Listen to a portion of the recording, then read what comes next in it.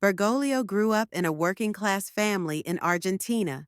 His early years were shaped by his Jesuit education, which emphasized intellectual rigor, service, and a deep commitment to faith.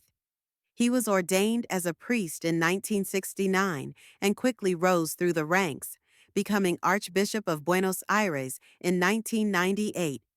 His leadership in Argentina was marked by his advocacy for the poor and his efforts to bridge gaps between different religious communities.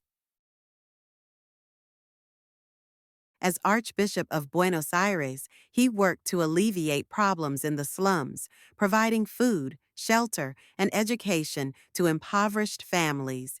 His commitment to economic justice extended into his papacy, where he frequently criticized unchecked capitalism and consumerism, calling for a more equitable distribution of wealth. Pope Francis was a vocal advocate for refugees and migrants, urging nations to adopt humane policies. He personally visited refugee camps, offering words of encouragement and calling for international cooperation to address displacement crises. His efforts included direct intervention in cases where asylum seekers faced deportation, and he encouraged Catholic institutions to open their doors to those in need. In 2015, he made a historic visit to the Greek island of Lesbos, where he met with refugees fleeing war-torn regions.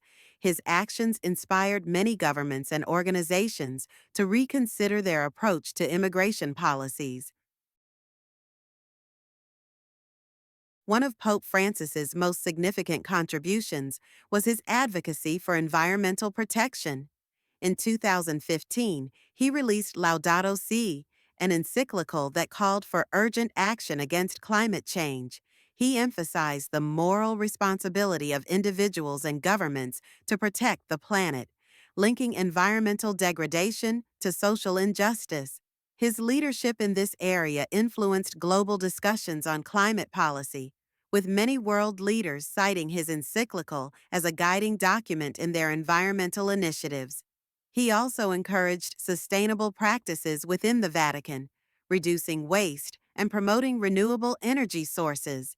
Pope Francis was a champion of interfaith dialogue, fostering relationships between different religious communities. He met with leaders of various faiths, including Islam, Judaism, and Buddhism, promoting mutual understanding and cooperation.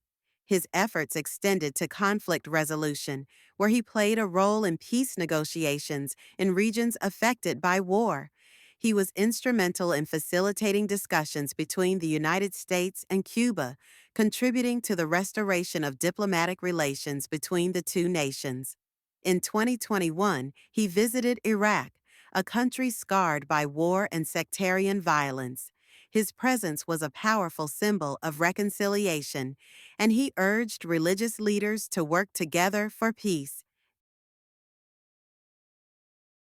Pope Francis was a strong advocate for education, believing that knowledge was key to breaking cycles of poverty. He partnered with UNESCO on initiatives to promote quality education for all, particularly in underprivileged regions. His Global Compact for Education, launched in 2019, aimed to reshape educational systems to be more inclusive and focused on human dignity. He also spoke out against human rights violations, condemning practices such as human trafficking, child labor, and the exploitation of workers. His stance on these issues influenced policies and inspired activism worldwide. In his final years, Francis battled health challenges, including respiratory infections and diabetes. Despite these struggles, he remained active, advocating for peace in conflict zones like Gaza and Ukraine. His last public appearance on Easter Sunday was a poignant reminder of his resilience and dedication.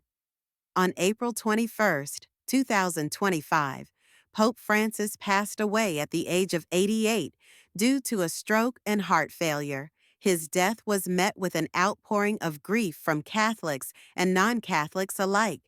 Vigils were held across the world, with mourners gathering in St. Peter's Square to honor his memory.